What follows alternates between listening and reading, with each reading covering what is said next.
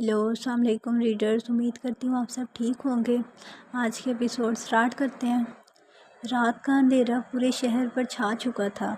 हर तरफ खामोशी थी सिवाय उस काले रंग की गाड़ी के जो तेज़ी से शहर की सड़कों को चीरती हुई जा रही थी। गाड़ी की फ्रंट सीट पर अक्सा बैठी हुई थी, लेकिन बैठी नहीं, सिकड़ी हुई थी, डरी हुई थी, सहम कर सिमटी हुई। उसकी सांसें बिखरी हुई थी, आंखें सुर्ख और नम, और चेहरे पर वो थकन थी जो रोना, चीखना और हार जाना साथ लेकर आते हैं। उसका दुपट्टा कंधे से ढलक चुका था और उसका वजूद लरस रहा था, जैसे दिल अभी भी वो लम्हे झेल रहा हो जब उसके सामने उसका निकाह हुआ, ज़बरदस्ती, उसके वालिद, बाई, सबके सामने। और अब वो उस मर्द के साथ थी जिसका चेहरा उसने अभी तक नहीं देखा था। हेलमार्क गाड़ी चला रहा था, उसकी आंखें सामने सड़क पर थी, लेकिन चेहरे पर एक अजीब सी खामोशी छाई हुई थी, जैसे वो खुद भी एक अंदरूनी जंग लड़ रहा हो। काले लिबास में मलबूस मजबूत बाजू, सिम और उसकी वो आंखें जैसे आग से बनी हों। वो शख्स जीत चुका था। गाड़ी एक सुनसान सड़क पर मौजूद एक बंगले के गेट के सामने रुकी। गेट खुद ब खुद खुला। अंदर का मंजर एक अलग ही दुनिया का था। दरख्तों से घिरा हुआ एक पुराना शाहाना तर्ज का बंगला। रात की रोशनी में बंगले की दीवारें पर लगी बेलें और हल्की हल्की जलती पीली रोशनियां इस जगह को खौफ और खामोशी का इम्तजाज बना रही थी। हेलमार्क ने दरवाज़ा खोला और गाड़ी से निकला। फिर उसने अक्सा की तरफ देखा, खामोश, गहरी नज़र। उतरो। अक्सा का जिस्म जैसे एक लम्हे के लिए साकत रहा। उसकी पलकें लरज़ी, लेकिन वो खामोशी से दरवाज़ा खोलकर नीचे उतरी। उसके कदम डगमगाए। हेलमार्क ने आगे बढ़कर उसे बाजू से थामा, मजबूती से नहीं, लेकिन ऐसा जैसे वो उसकी कमज़ोरी महसूस कर चुका हो। चलो।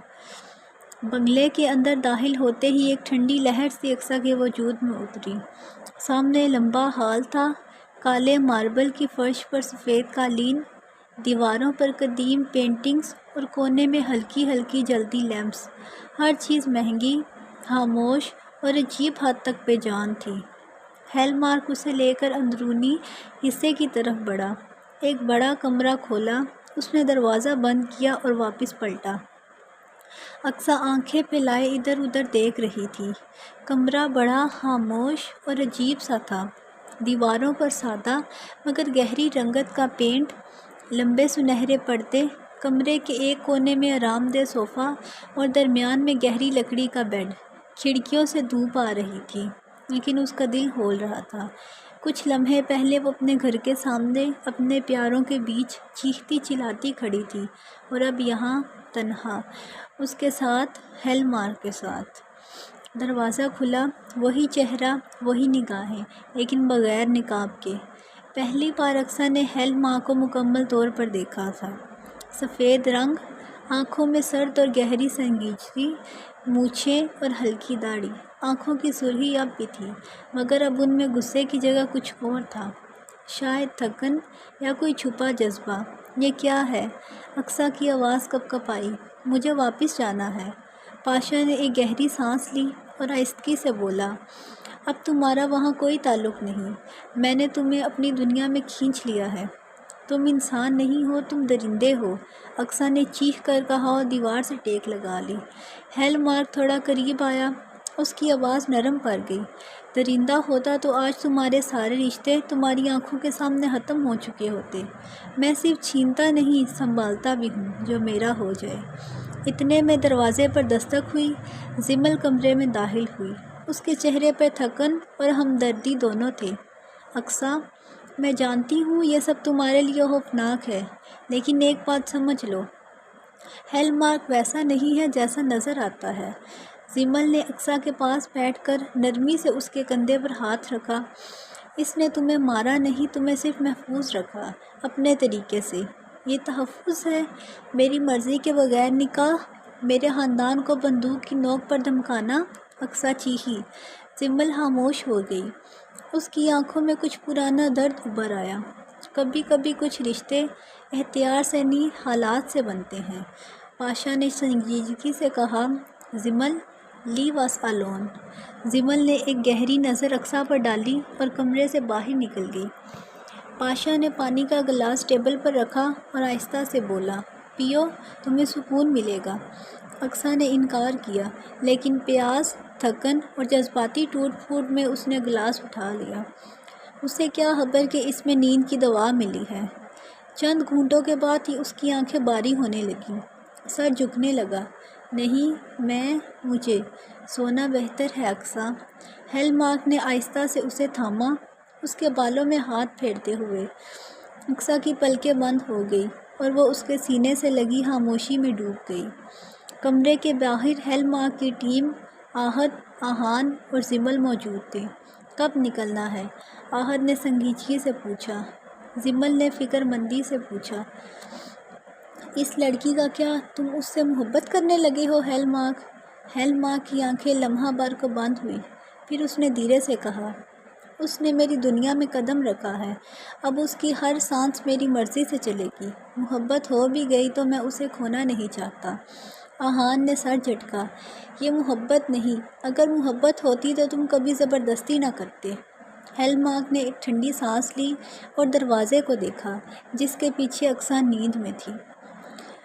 بنگلو کے اندر اندھیرے اور خاموش کمرے میں اقصیٰ نیند کی گولی کے اثر سے اب بھی سوئی ہوئی تھی، لیکن ہیل مارک، وہ جو دنیا کے لیے ایک بے رحم شخص تھا، اب بھی اس کے پاس بیٹھا تھا۔ رات کا 1 بجے کا وقت تھا۔ اس کے چہرے پر کوئی ٹینشن نہیں تھی، صرف ایک گہری سوچ اور سکون تھا۔ تبھی اس کا فون وائبریشن پر بجتا ہے۔ ہیل مارک نے فون اٹھایا۔ ہیل مارک، دشمن کا بندہ یہاں سے کچھ دور دیکھا گیا ہے، لگتا ہے ٹریکنگ پر ہے۔ ہیل مارک کے چہرے پر ایک ہلکی سی مسکراہٹ آئی، وہ مسکراہٹ جو ہر شکاری کے چہرے پر شکار کرنے سے پہلے آتی ہے۔ آخر مل گیا شکار، اس نے دھیرے سے کہا۔ آہد، آہان، لے کر آؤ اسے، زندہ، بیسمنٹ میں ڈال دینا۔ فون بند کر کے وہ پھر اقصیٰ کی طرف دیکھتا ہے۔ معصوم سا چہرہ جو رونے کی وجہ سے سرخ ہوا تھا، سفید رنگ، سوئی ہوئی بالکل پری لگ رہی تھی۔ اس کے بال ہلکے سے چہرے پر بکھرے ہوئے تھے۔ ہیل مارک دھیرے سے اس کے پاس آیا، اس کی انگلی اقصیٰ کے چہرے کے پاس لے جا کر بالوں کو کان کے پیچھے کرتی ہے۔ تم میری کمزوری نہیں، میری جان بن گئی ہو اقصیٰ، وہ ہلکی سی آواز میں کہتا ہے۔ تبھی آہد اور آہان واپس آتے ہیں۔ ہیل مارک، بندہ لے آئے ہیں، بیسمنٹ میں لے جاؤ، میں آتا ہوں۔ بیسمنٹ میں ایک کرسی پر وہ شخص بندھا ہوا تھا، چہرہ لہو لہان، آنکھوں میں ڈر تھا۔ ہیل مارک نیچے آتا ہے، اس کا چہرہ بالکل سرد، آنکھوں میں ایک قتل کرنے والی ٹھنڈک تھی۔ کس نے بھیجا تمہیں؟ ہیل مارک نے نرمی سے پوچھا۔ ہیل مارک، مجھے کچھ نہیں پتا، بس آبزرویشن کے لیے بھیجا تھا۔ آہد نے غصے سے اس کی گردن پکڑی، بتا دے ورنہ۔ ہیل مارک نے ہاتھ اٹھایا۔ آہد، مجھے بات کرنے دو۔ وہ اس کے سامنے جھکتا ہے۔ سن، یہ میرا گھر ہے، میری بیوی یہاں ہے، اگر تم جیسے کیڑے اس چھت کے نیچے بھی آئے تو سوچ لے کیا انجام ہوگا۔ پھر ایک پل میں اس نے اپنی بیلٹ سے چھپا بلیڈ نکالا اور ایک ہی جھٹکے میں اس کی شہرہ کاٹ دی۔ کسی کام کا نہیں تھا یہ، کوئی انفارمیشن نہیں تھی اس کے پاس، ہیل مارک کہتا ہے۔ خون ایک دم سے نکل گیا۔ آہان نے آنکھیں بند کر لی۔ زمل نے پیچھے دیکھا، صرف ہیل مارک تھا جس کے چہرے پر ذرا سی بھی ہمدردی نہیں تھی۔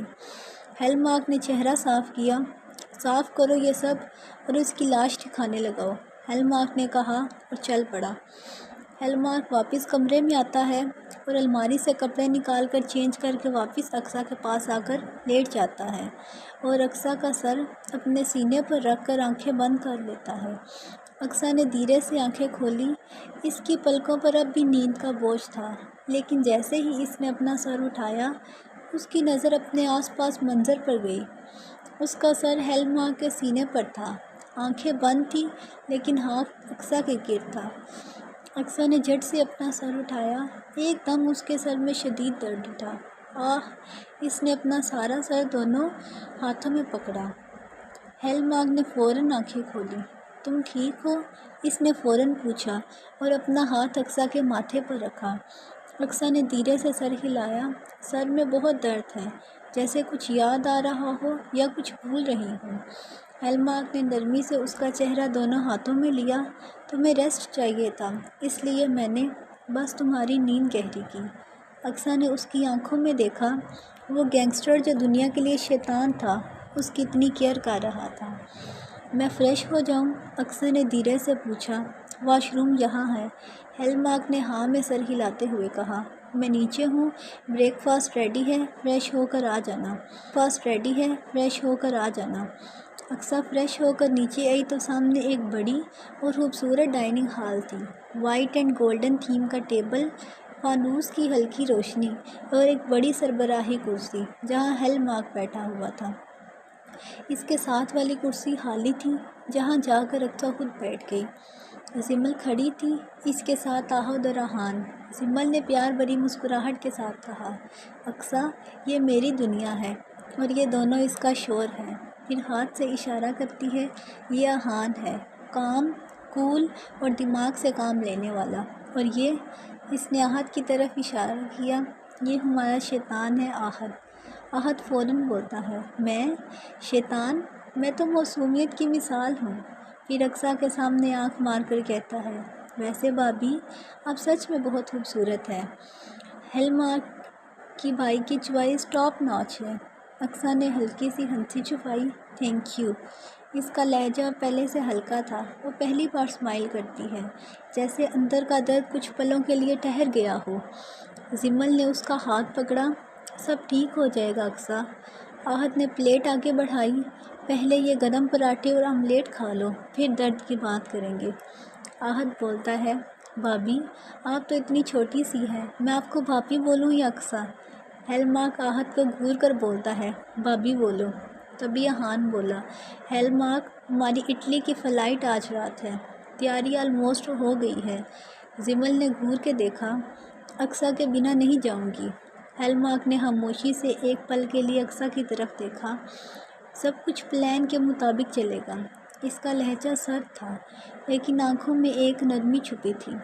اقصیٰ نے آنکھوں سے سوال کیا، کیا میں بھی جاؤں گی؟ ہیلمارک نے بس ایک مسکراہٹ دی، جہاں میں، وہاں میری بیوی نہیں ہوگی تو کون ہوگا؟ اقصیٰ کے جانے کے بعد گھر میں ایک عجیب سی خاموشی چھائی ہوئی تھی۔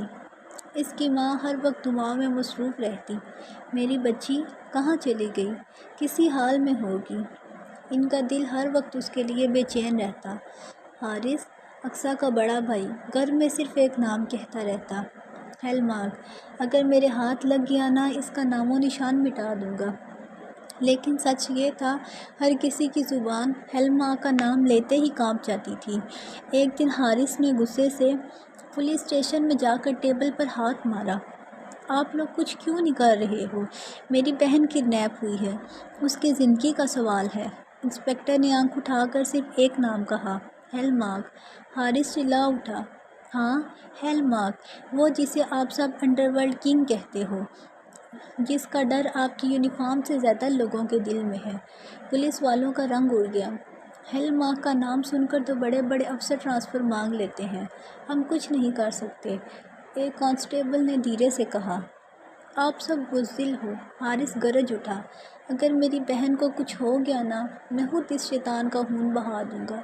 گھر کے اندر بھابھی نے اقصیٰ کا دوپٹہ اٹھا کر سینے سے لگایا، ان کی آنکھیں نم تھیں لیکن ان کا یقین زندہ تھا۔ اقصیٰ کی ماں روز اس کے کمرے میں آ کر اس کی چیزوں کو دیکھ کر روتی تھی، اللہ میری معصوم بچی، کون لوگ ہیں جو اس کو لے گئے، اسے سکون دے یا رب۔ گھر میں کوئی مسکراہٹ نہیں تھی، صرف درد تھا، انتظار تھا، اور ہیلمارک کا نام جو سب کے دل میں آگ بن کر جل رہا تھا۔ بنگلو کے اندر ایک ہلکا سا شور تھا، زمل، آہد اور ریحان تیاری میں بزی تھے۔ ٹیبل پر بیگز ریڈی تھے، پاسپورٹ، ڈاکومنٹس، سب کچھ ایک جگہ تھا۔ آہد نے سوٹ کیسز کے اوپر بیٹھ کر چلایا، میں تو اٹلی جا رہا ہوں، لیکن ہیلمارک آپ کو میری شیطانی یاد آئے گی۔ بھابھی کو نہ رلانا ورنہ فلائٹ سے اتر کر واپس لے آؤں گا۔ زمل نے ہنس کر اس کا کان پکڑا، تم کبھی سیریس ہو جایا کرو آہد، ہیلمارک پر شرارت کا کوئی اثر نہیں ہوتا۔ آہان جو ہمیشہ کمپوز رہتا ہے بولا، بس کرو تم دونوں کے بیگ چیک ہیں؟ آہد نے اقصیٰ کی طرف دیکھا، پھر ڈرامائی انداز میں بولا، بابی، آپ کا گارڈ جا رہا ہے، اگر ہیل مارک نے تنگ کیا تو مجھے اٹلی سے بلا لینا۔ ہیل مارک کونے میں کھڑا سب سن رہا تھا، ہلکی سی اسمائل اس کے ہونٹوں پر تھی۔ جمل نے جا کر اقصیٰ کو گلے لگایا۔ سٹرونگ رہنا اقصیٰ، سب ٹھیک ہو جائے گا، تم جلد ہمارے ساتھ ہوگی۔ آہد نے دونوں ہاتھ جوڑ کر بولا، ہیل مارک، اقصیٰ بابی کا خیال رکھنا، ورنہ اگلی بار آپ کی بندوق نہیں میری آئے گی۔ سب ہنس دیے۔ ایک پل کے لیے گھر کا ماحول بن گیا تھا۔ ہیل مارک نے ان تینوں کو کام بتا کر بھیجا۔ جب کار نکل گئی تو گھر کا سارا سائلنس اقصیٰ پر بھاری پڑ گیا۔ اس نے ڈرے ڈرے ہیل مارک کی طرف دیکھا۔ سب چلے گئے، میں اب اکیلی ہوں۔ ہیل مارک نے اس کے قریب جا کر کہا، میں ہوں نا، تم آرام کرو، نیند لو، صبح جلدی فلائٹ ہے۔ اقصیٰ نے بس سر ہلایا، لیکن نیند اس کی آنکھوں سے دور تھی۔ وہ بیڈ پر لیٹی رہی۔ ہیل مارک اپنے لیپ ٹاپ پر کام میں مصروف تھا۔ اقصیٰ نے دھیرے سے کہا، مجھے اپنے امی ابو سے ملنا ہے، بس ایک بار۔ ہیل مارک نے کچھ نہیں کہا، نہ ہاں نہ نہ، صرف اسکرین پر نظر جمائے رہا۔ اقصیٰ نے پھر سے پوچھا، میں ایک بار ان کو فون کر سکتی ہوں؟ لیکن ہیل مارک نے رسپانس نہیں دیا۔ اقصیٰ کی آنکھوں میں آنسو بھر آئے۔ اس نے کروٹ بدل لی، لیکن نیند اب بھی نہیں آئی تھی۔ اس کا دل گھبرا رہا تھا۔ تبھی ہیل مارک نے لیپ ٹاپ بند کیا، اس کے پاس آیا اور بیڈ پر اس کے پاس لیٹ گیا۔ نیند نہیں آ رہی؟ اس نے پوچھا نرمی سے۔ اقصیٰ نے بس آنکھوں میں آنسوؤں کے ساتھ سر ہلا دیا۔ ہیل مارک نے اس کا ہاتھ پکڑا اور اسے اپنے سینے سے لگا لیا۔ صرف تھوڑی دیر، بس آنکھیں بند کرو۔ اس کا لہجہ نرم تھا۔ اقصیٰ نے خاموشی سے اپنا سر اس کے سینے پر رکھ دیا۔ اس کی دھڑکنوں کی آواز میں ہلکا سا سکون تھا، اور آخر کار اس کی آنکھیں بند ہو گئیں۔ ہیل مارک نے اس کے بالوں میں ہاتھ پھیرا، پھر ایک بار اس کا چہرہ دیکھا، اور پھر اپنا لیپ ٹاپ کھول کر پھر سے کام میں مصروف ہو گیا۔ مگر ہر کچھ منٹ بعد اس کی نظر صرف اقصیٰ کے چہرے پر جاتی۔ صبح اقصیٰ کی آنکھیں کھلی تو اس نے دیکھا اب بھی اس کا سر ہیل مارک کے سینے پر تھا، مگر اس کا ہاتھ اس کی کمر کے گرد تھا، اور اس کی آنکھیں اب جاگ رہی تھیں۔ صبح ہو گئی، اقصیٰ نے دھیرے سے کہا۔ ہیل مارک نے گھور کر اس کی آنکھوں میں دیکھا۔ چلو، تمہارے لیے ایک سرپرائز ہے، اس نے نرمی سے کہا۔ تمہارے گھر والوں سے ملوا رہا ہوں۔ نہ زیادہ سوال، نہ کوئی رونا، صرف ایک ملاقات۔ اقصیٰ کی آنکھوں میں پریشانی تھی، لیکن اس نے صرف ہاں میں سر ہلا دیا۔ ہیل مارک نے اس کا ہاتھ پکڑا اور کار کا ڈور کھولا۔ وال اسٹریٹ کے دوسرے کونے پر ایک پرانی سی بلڈنگ تھی، وہی گھر جہاں اقصیٰ کا بچپن گزرا تھا۔ گیٹ کے پاس رک کر ہیل مارک نے اس کی طرف دیکھا۔ میں یہی ہوں، تم جاؤ، اور یاد رکھنا، صرف 10 منٹ۔ اقصیٰ دھیرے سے چلتی ہے، ہر قدم اس کا دل تیز دھڑکنے لگتا ہے، جیسے کسی سپنے میں ہو یا کسی پرانی یاد میں۔ دروازہ کھلا تھا، اور جیسے ہی اس نے اندر قدم رکھا، اقصیٰ ایک چیخ سے سنائی دی۔ اس کی ماں نے دوڑ کر اسے گلے لگایا۔ میری بچی، میری جان، تو ٹھیک ہے؟ آنکھوں سے آنسوؤں کا سمندر بہہ نکلا۔ اقصیٰ چپ تھی، اس کی آنکھوں سے بھی آنسو گر رہے تھے۔ ہر لمحہ، ہر یاد ایک پل میں سامنے تھا۔ حارث نے جیسے ہی اسے دیکھا، اس کی آنکھوں میں غصہ بھر گیا۔ ہیل مارک کہاں ہے؟ اقصیٰ نے فوراً کہا۔ بھائی، پلیز کچھ مت کہنا، صرف مجھے ملنے دو، مجھے یہ وقت چاہیے۔ حارث نے دانتوں کو بھینچا، لیکن کچھ نہ بولا۔ ان چند لمحوں میں ماں نے اس کے ہاتھوں کو چوما۔ بابی نے سر سے دوپٹہ ہٹا کر اس کا چہرہ دیکھا۔ معصوم سی اقصیٰ، تم کتنی بدل گئی ہو۔ گھر میں سب خوش تھے، لیکن ہر چہرہ اداسی سے بھرا تھا۔ 10 منٹ کے بعد گیٹ کے باہر ہیل مارک نے واچ دیکھی، پھر کار کا ڈور کھولا۔ اقصیٰ نے ماں کے ہاتھ چھوڑے، بھائی کے پاس جا کر صرف اتنا کہا، میں ٹھیک ہوں، اور اب آپ سب بھی ٹھیک رہنا۔ حارث نے اس کی آنکھوں میں دیکھا۔ تم اس ہیل مارک کے ساتھ جا رہی ہو؟ اقصیٰ نے ہلکی سی مسکراہٹ کے ساتھ کہا، میں خود نہیں جا رہی، لیکن میں کمزور بھی نہیں ہوں۔ پھر وہ پل آیا جب اس نے پیچھے مڑ کر دیکھا۔ ہیل مارک خاموشی سے اس کی طرف دیکھ رہا تھا۔ وہ گھراں قدموں سے واپس آئی، کار میں بیٹھی۔ ہیل مارک نے کچھ نہیں کہا۔ اقصیٰ نے کار میں بیٹھ کر ایک بار پھر گھر کو دیکھا جہاں اس کا بچپن، محبت اور اب تنہائی تھی۔ ایلمار نے ہلکا سا اس کا ہاتھ پکڑا۔ اب تم میری زندگی کا حصہ ہو۔ اقصیٰ نے آنکھوں میں آنسوؤں کے ساتھ ہاں میں سر ہلایا۔